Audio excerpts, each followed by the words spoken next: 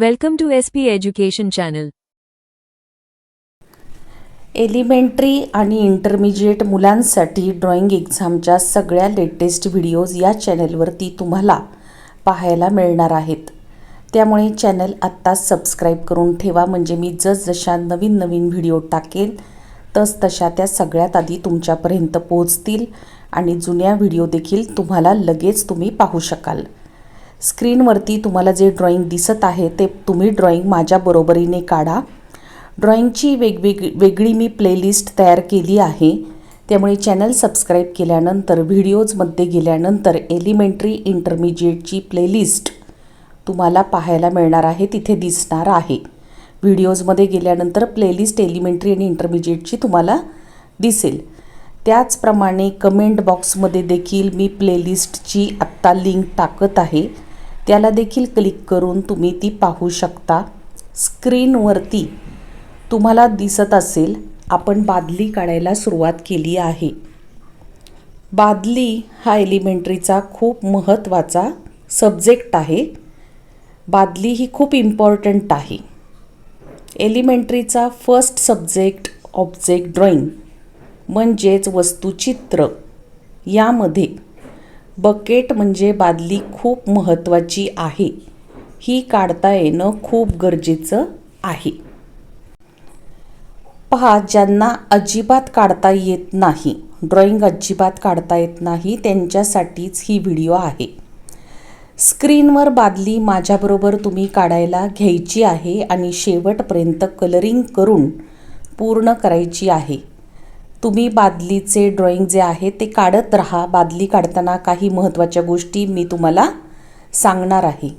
चॅनलवरती तुम्हाला नवीन question पेपर्सच्या videos देखील पाहायला मिळणार आहेत आणि जुन्या क्वेश्चन पेपर्सचे व्हिडिओ देखील ऑल सब्जेक्टचे, एलिमेंटरी एक्झामचे आणि इंटरमिजिएट ड्रॉइंग एक्झामचे याआधीच मी अपलोड केलेले आहेत.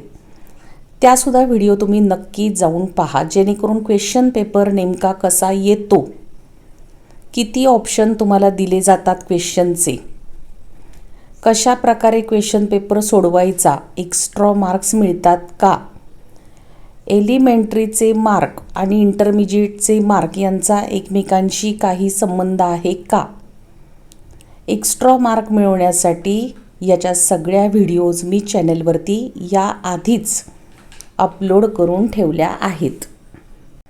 तुम्हाला वेळ अतिशय कमी असणार आहे, त्यामुळे तुम्ही फास्ट स्पीड करून त्या व्हिडिओ पाहायच्या आहेत. नवीन व्हिडिओ जशा टाकेल त्या देखील फास्ट स्पीड करून नक्की पाहून घ्या.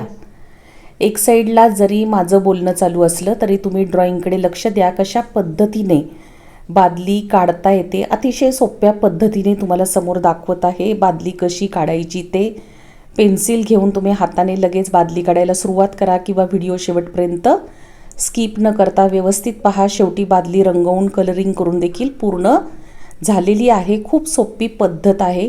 तुम्हाला बादली अजिबात अवघड जाणार नाही, खूप सोप्या पद्धतीने सांगितलेली आहे. त्यामुळे तुम्हाला ए ग्रेड 100% कशी मिळणार आहे, टीचर तुम्हाला ए ग्रेड काय पाहून देतात, याची संपूर्ण माहिती आणि मार्गदर्शन मी माझ्या सगळ्या व्हिडिओमधून अतिशय सोप्या भाषेमध्ये, सोप्या लँग्वेजमध्ये तुम्हाला केलेलं आहे.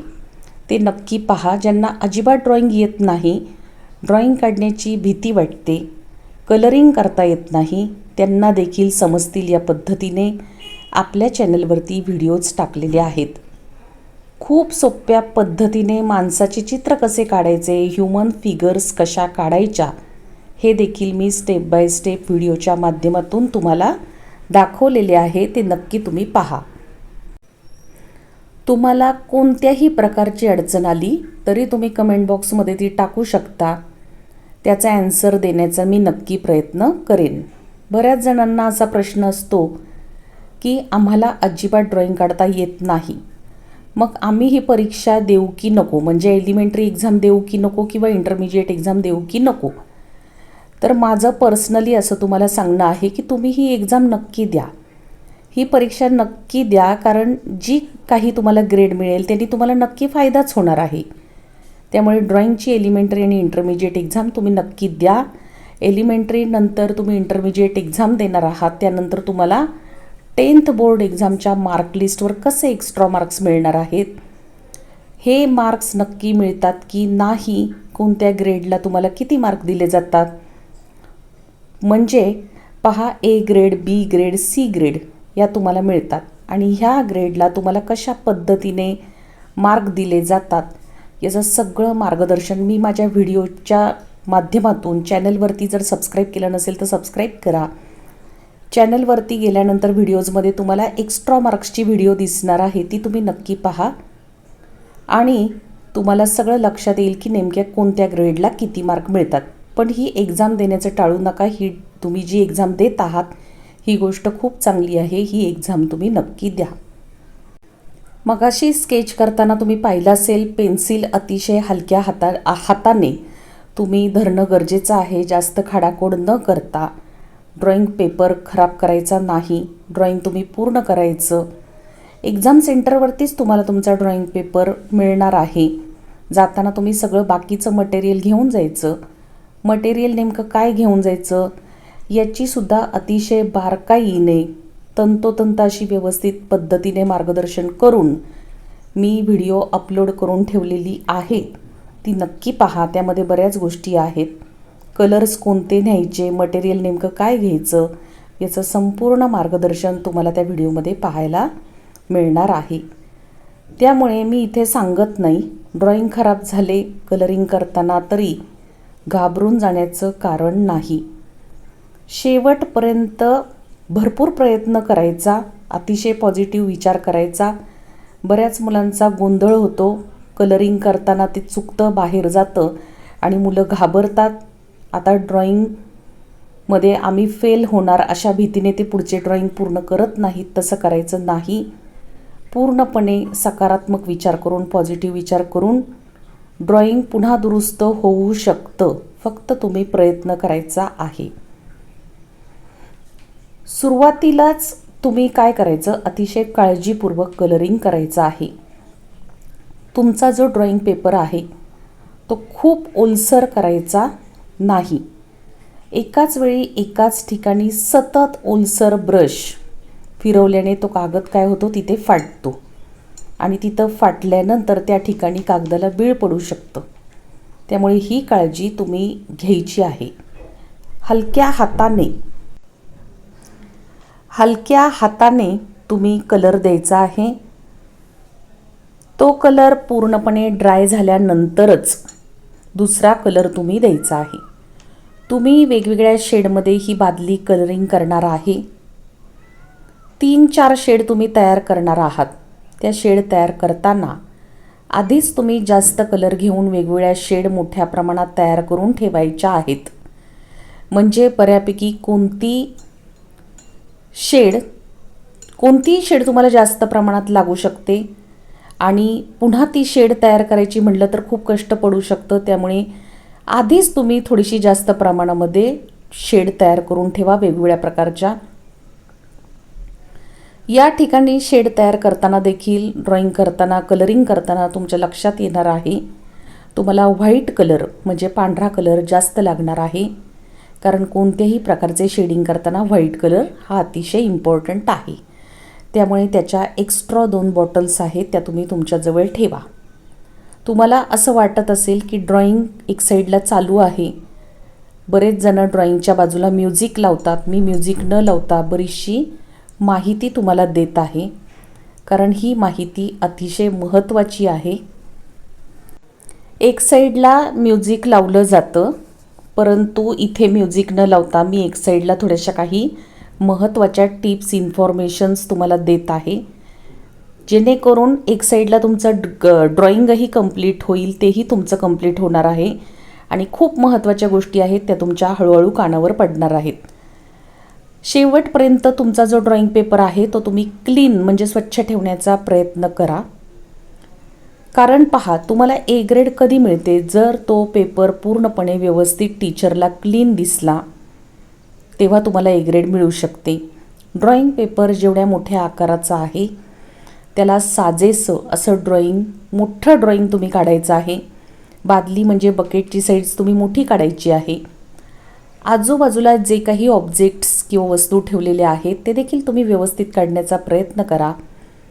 पहा, बादली मोठी असते, बादलीतला मग छोटा असतो. साईडला एखादा पंपकिन किंवा भोपळा ठेवला असेल तर त्याचा आकार वेगळा असतो. प्रत्येकाचे आकार आणि मापं वेगळी असतात.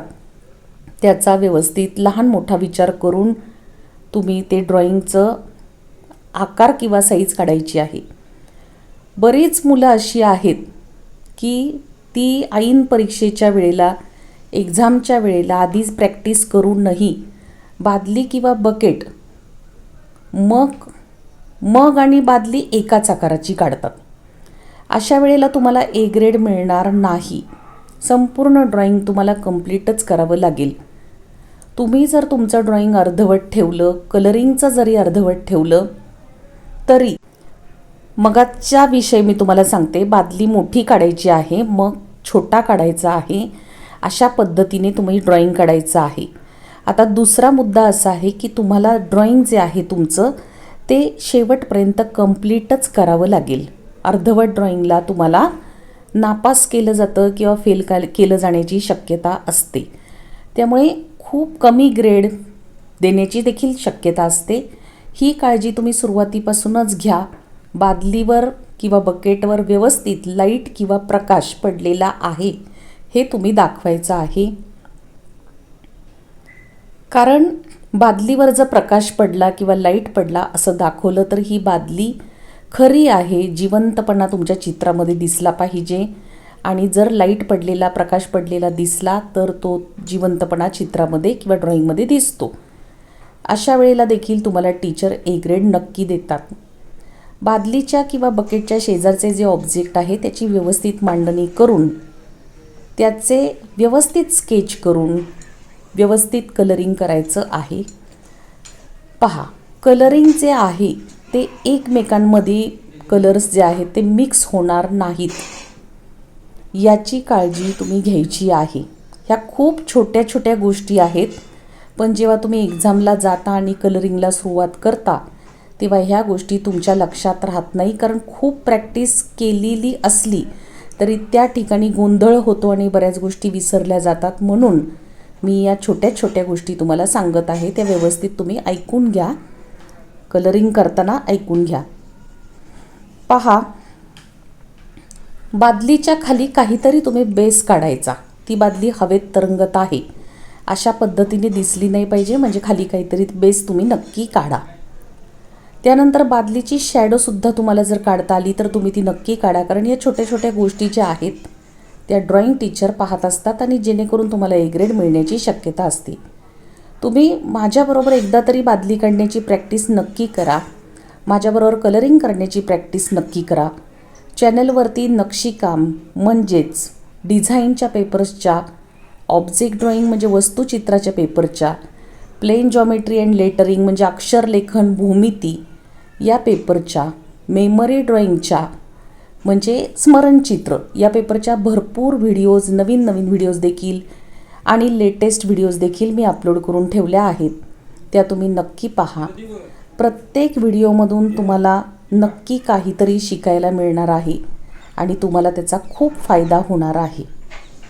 कारण व्हिडिओमध्ये स्टुडंटला कळेल अशा भाषेमध्ये अतिशय सोप्या शब्दामध्ये भरपूर माहिती देण्याचा मी प्रयत्न केला आहे. तेव्हा व्हिडिओ तुम्ही नक्की संपूर्ण स्किप न करता पाहून घ्यायच्या आहेत आणि माझ्या व्हिडिओ पाहिल्यानंतर तुम्हाला एकही शंका राहणार नाही अशी माझी खात्री आहे. चॅनलवरती जर तुम्ही जाऊन पाहिलं तर लेटरिंग नेमकं तुम्हाला कशा प्रकारे येतं, लेटरिंगचे असंख्य एक्झाम्पल्स म्हणजे अक्षरलेखन याचे भरपूर एक्झाम्पल्स अतिशय विचार करून मी व्हिडिओमध्ये टाकलेले आहेत. त्यामुळे तुम्हाला खूप आयडिया येणार आहेत की कोणत्या प्रकारच्या लेटरिंगला किंवा अक्षरलेखनाला कशा प्रकारचे शब्द किंवा वर्ड येतात आणि तुम्ही कशा प्रकारे त्याचं ड्रॉइंग करायचं आहे. त्याचप्रमाणे नक्षीकाम म्हणजे डिझाईनमध्ये तुम्ही नेमकं कशा प्रकारे ड्रॉइंगमध्ये कोणत्या गोष्टी इम्पॉर्टंट आहेत, त्यामध्ये कोणते सब्जेक्ट येतात, ते सब्जेक्ट आल्यानंतर तुम्ही कशा आयडिया वापरून ते ड्रॉइंग कंप्लीट करू शकता, हे देखील माझ्या व्हिडिओ जेव्हा तुम्ही पाहताल आणि त्यातील इन्फॉर्मेशन तुम्ही पाहाल ती इन्फॉर्मेशन तुम्ही व्यवस्थित ऐकून घ्याल तेव्हा तुमच्या संपूर्ण सब्जेक्ट, तुम्हाला हे जे सगळे ऑल सब्जेक्ट आहेत ड्रॉइंगचे जे तुम्हाला अवघड वाटतात ते अतिशय सोपे आहेत हे तुमच्या लक्षात येणार आहे. त्यामुळे व्हिडिओ नक्की पहा. चॅनलवरती तुम्हाला भरपूर एज्युकेशनल व्हिडिओज पाहायला मिळणार आहेत. मी फर्स्ट स्टँडर्ड टू 12th स्टँडर्डपर्यंतचे सगळे ऑल सब्जेक्टचे क्वेश्चन पेपर्स अपलोड करत असते. याआधी देखील अपलोड केले आहेत. बऱ्याचशा व्हिडिओ एज्युकेशनच्या माझ्या चॅनलवरती अपलोड होत असतात. त्यामुळे चॅनलला सबस्क्राईब केलं नसेल तरी तुम्ही नक्की सबस्क्राईब करून ठेवा. त्याचा तुम्हाला फायदाच होणार आहे. भरपूर नवीन गोष्टी तुम्हाला कळणार आहेत. या ठिकाणी तुम्हाला दिसत असेल बादली कंप्लीट होत आलेली आहे. प्रकाश व्यवस्थित टाकलेला दिसत आहे. प्रकाशामुळे त्या बादलीमध्ये पहा, ती बादली चमकत आहे. अशा प्रकारे दिसत आहे. त्यामुळे एक जिवंतपणा तुम्हाला त्या चित्रामध्ये दिसत आहे. कलरिंग करताना तुम्ही एकाच बाजूने स्ट्रोक द्या. मध्ये मध्ये पांढरे डाग राहू देऊ नका. तुम्ही जो कलर आहे तो एकसारखा तुम्ही द्या. घाई करू नका. एक गोष्ट तुम्ही लक्षात ठेवायची आहे की जो सूर्यप्रकाश किंवा लाईट जो आहे तो एका बाजूने येतो. त्यामुळे एक बाजू लाईट आणि दुसरी बाजू डार्क अशा पद्धतीने तुम्ही करा. दोन्ही बाजू जर सारख्या केल्या तर ऑब्जेक्ट जो आहे की म्हणजे बादली जी आहे ती फ्लॅट दिसेल. त्यामुळे एक साईडने प्रकाश पडला आहे असं दाखवा. जमिनीवर शॅडो काढा. शॅडोमुळे ऑब्जेक्ट जमिनीवर ठेवलेला आहे असं वाटतं. आणि एक लक्षात ठेवा, शॅडो कधीच पूर्ण काळी नसते. डार्क ग्रे किंवा हलकी ब्लॅक असा कलर तुम्ही इथे वापरू शकता. बकेटवर एक छोटीशी हायलाईट लाईन ठेवा. ही लाईन ऑब्जेक्ट चमकत असल्यासारखी दिसते. अशा प्रकारे तुम्ही कलरिंग करायचं आहे. कलर्स बाहेर गेले नाहीत ना, शॅडो योग्य आहे का, हायलाईट दिसते का, हे तुम्ही व्यवस्थित चेक करायचं आहे. म्हणजे पहा, तुम्ही काय करायचं, ह्या पेपरच्या वेळेला आधी हलक्या हाताने स्केच करायचं, नंतर डार्क आउटलाईन करायची, मग कलरिंग करायचं. कलर करताना घाई अजिबात करू नका. लाईट आणि डार्क शेड ह्याच्यामध्ये ह्या ड्रॉइंगमध्ये तुम्ही दाखवायच्या. शॅडो विसरायची नाही आणि पेपर क्लीन ठेवायचा. हे केल्यानंतर तुम्हाला ए ग्रेड 100% मिळणार आहे. एलिमेंटरी ड्रॉइंग एक्झाममध्ये कलरिंग हे खूप महत्त्वाचं असतं. त्यामुळे एका कलर्समध्ये चित्र कधीही, ड्रॉइंग कधीही कलरिंग करायचं नाही. म्हणजे एकाच रंगात रंगवायचं नाही. नेहमी लाईट, मीडियम आणि डार्क अशा टोनमध्ये तुम्ही कलरिंग करायचं आहे. आता या बादलीसाठी ऑरेंज शेड वापरत आहे. त्याच्यामुळे सुरुवातीला बादलीला बघा हलका ऑरेंज कलर दिला होता. रंग एकसारखा बसला पाहिजे. कुठेही डाग पडू द्यायचे नाहीत.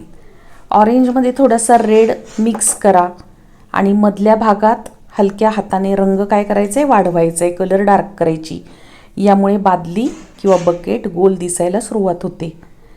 आता डार्क रेड किंवा डीप ऑरेंज असा कलर वापरायचा. बादलीच्या खाली, आतल्या भागात, हँडल खाली आणि तुमच्या त्या रिंगच्या बाजूला जिथे सावली पडते तिथे डार्क कलर द्यायचा. वरच्या बाजूला लाईट रिफ्लेक्शन तुम्ही दाखवायचं. तो भाग खूप महत्त्वाचा आहे. हायलाईटमुळे प्लॅस्टिक मटेरियल जे आहे ते जिवंत दिसतं. भरपूर टिप्स मी तुम्हाला बादली काढताना दिल्या आहेत. आवडली असेल तर लाईक, शेअर आणि सबस्क्राईब करा. हाईपचं बटन देखील दाबायला विसरू नका. धन्यवाद.